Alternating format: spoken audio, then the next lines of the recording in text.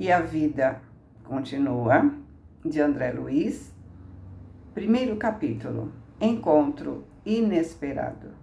O vento brincava com as folhas secas das árvores quando Evelina Serpa, a senhora Serpa, decidiu sentar-se no banco que, ali mesmo, parecia convidá-la ao repouso. Na praça jardinada, o silêncio da tarde morna. Raros turistas na estância mineira, naquela segunda quinzena de outubro, e entre esses poucos, ali se achava ela, em companhia da governanta que ficou no hotel. Afastou-se do tumulto caseiro, sentindo fome de solidão. Queria pensar, e por isso se escondia sob a sombra verdejante, contemplando as pequenas filas de azaleias desabrochadas que timbravam em anunciar o tempo de primavera. Acomodada rente à espessa ramaria, deu asas às próprias reflexões. O médico amigo aconselhou revigoramente descanso, diante da cirurgia que a esperava, e considerando as vantagens e os riscos da operação em perspectiva, deixava que as lembranças da curta existência perpassassem em seu cérebro. Casou-se 6 anos antes. A princípio, tudo foi excursão em caravela dourada sobre correntes azuis. O esposo e a felicidade. No segundo ano, após o enlace, veio a gravidez, carinhosamente esperada. No entanto, com a gravidez, apareceu a doença. Descobriu-se o seu corpo deficitário. Os rins se revelaram incapazes de qualquer sobrecarga e o coração parecia motor ameaçando falhar. Ginecologistas ouvidos opinaram pelo aborto terapêutico. E apesar da imensa mágoa do casal, o filhinho em formação foi arrancado ao claustro materno, como ave tenra, escorraçada do ninho. Vamos lembrar, gente, que o aborto terapêutico não é agravo espiritual, porque essa mãe mais tarde ela pode até trazer esse mesmo espírito ao mundo, se for o caso. Mas mesmo assim, né? A prioridade é a mãe, aqui quanto lá. Desde então, a viagem da vida se transformou em vereda de lágrimas. Caio, o esposo, como que se transformou num simples amigo cortês, sem maior interesse afetivo.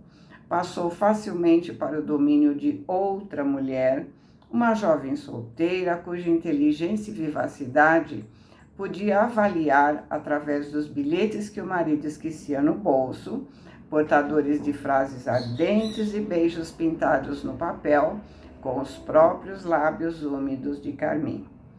O retiro e o desencanto que parecia em casa talvez fossem os fatores desencadeantes das crises terríveis de opressão que experimentava periodicamente na área cardíaca.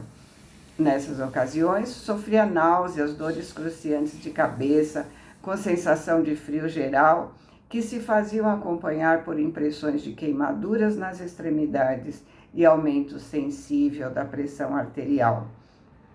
No ápice da angústia, admitia-se prestes a morrer. Em seguida, as melhoras, para cair, dias depois, na mesma condição crítica, bastando para isso que os contratempos com o esposo se repetissem. Sua resistência se arruinou, suas forças se esvaíram. Por mais de 2 anos, vagueou de consultório a consultório, sondando especialistas. Finalmente, a sentença unânime. Apenas uma delicada operação cirúrgica viria recuperá-la. No íntimo, algo lhe dizia ao campo intuitivo que o problema orgânico era grave, talvez lhe impusesse a morte, e se perguntava: quem poderia saber? Ouvia os pardais chilreantes, cujas vozes lhe serviam por música de fundo à meditação, e passou, de repente, a calcular quanto ao proveito da própria existência, enumerando aspirações e fracassos. Então, juntou o aborto com a notícia que não podia ser mãe, o fracasso no casamento, os problemas de saúde. O sentimento de dor era tão grande que era como se o coração se partisse. É psicossomático.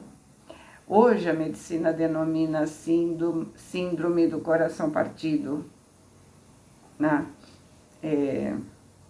A gente sabe, né, que somatizamos tudo aquilo que sentimos, né? Por isso é que a gente fala que é psicossomático. Vamos voltar aos pensamentos dela, né? Valeria se furtar aos perigos da cirurgia, que sabia difícil para continuar doente ao lado de um homem que passou a considerá-la no leito doméstico? E não seria razoável aceitar o socorro que a ciência médica lhe oferecia a fim de recobrar a saúde e lutar por vida nova, caso o marido a abandonasse de todo? Contava apenas 26 anos. Não seria justo aguardar novos caminhos para a felicidade nos campos do tempo? Embora sentisse profundas saudades do pai, que desencarnou ao tempo em que não passava de frágil criança, havia crescido na condição de filha única sob a dedicação de carinhosa mãe, que lhe deu um padrasto atencioso e amigo. Ambos, com o marido, constituíam sua família, o lar da retaguarda. Naquela hora, mergulhada nas virações do entardecer, mentalizava os entes queridos, o esposo, a mãezinha, o padrasto distantes.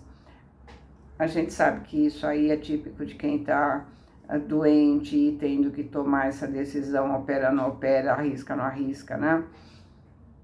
De repente, lembrou o pai morto e o filhinho morto ao nascer.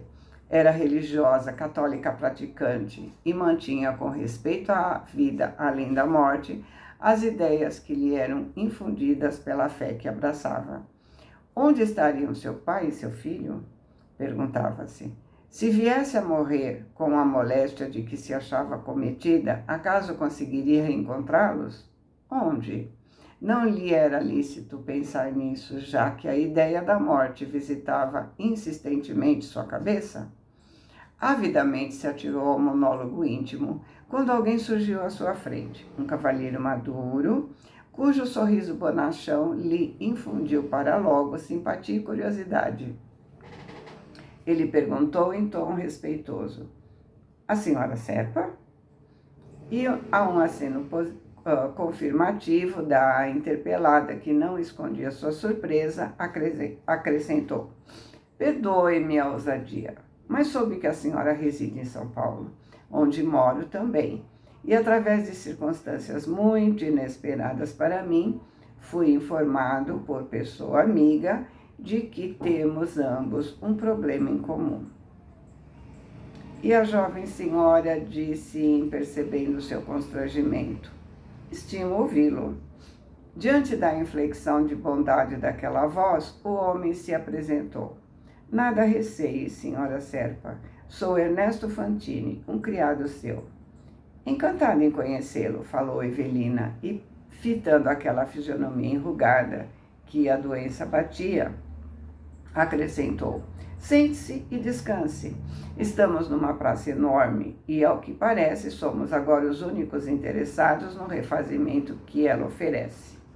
Encorajado pela gentileza, Fantini se acomodou em assento próximo e voltou a se expressar, avivando o diálogo que a atração mútua passou a presidir. "A dona do hotel, onde nos achamos, fez-se amiga da governanta que acompanha a sua viagem e vim a saber por ela que a senhora enfrentará também uma cirurgia de caráter difícil." "Também?" "Sim, porque estou nas mesmas condições." E aí aquele ar de interrogação, né? "Tenho a pressão arterial destrambelhada, o corpo a matroca, quer dizer, a deriva, né?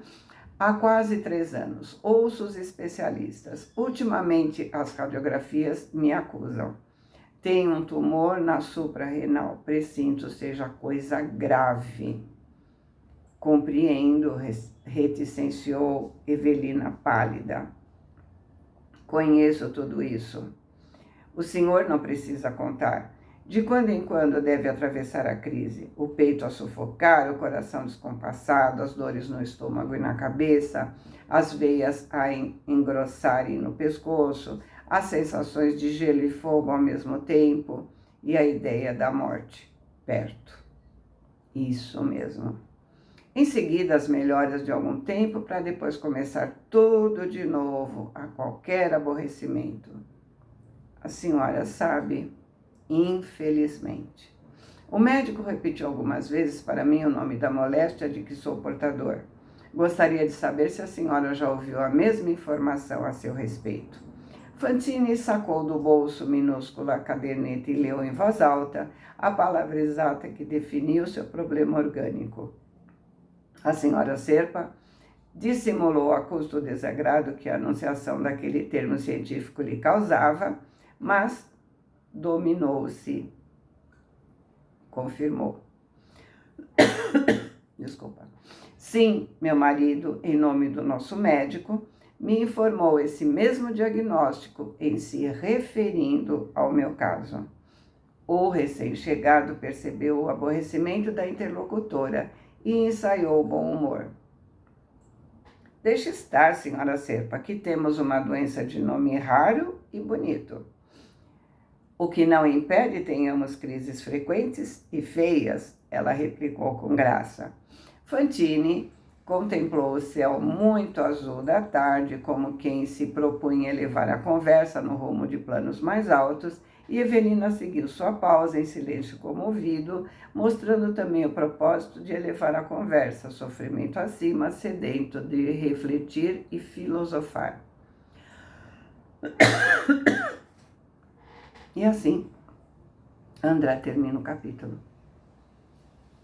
Fiquem com Deus, boa semana, amo vocês.